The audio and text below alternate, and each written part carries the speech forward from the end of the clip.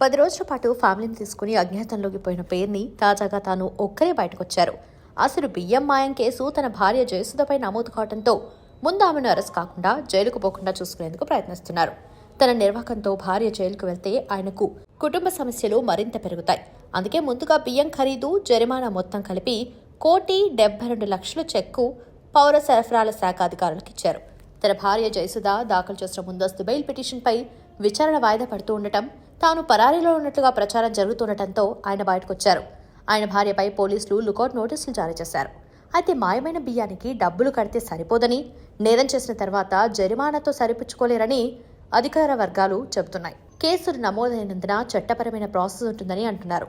నిజానికి డబ్బులు కట్టడమే పేర్ని రానికి అసలు మైనస్ అయినా ఆయన బియ్యాన్ని దొంగతనం చేసినట్లుగా అంగీకరించినట్లయిందని అధికార వర్గాలు చెబుతున్నాయి. మొదట్లో ఆయన తన గోడౌన్లో వేయ్ బ్రిడ్జ్ సరిగ్గా పనిచేయకపోవడం వల్ల ఎక్కువ స్టాక్ ఉన్నట్లుగా నమోదైందని వాదించారు. దానికి కట్టుబడి ఉంటే పరిస్థితి వేరుగా ఉండేది. కానీ ఆయన డబ్బులు కట్టిస్తారు అంటే ఆయనకు తెలిసే బియ్యాన్ని తరలించినట్లుగా స్పష్టమవుతోంది.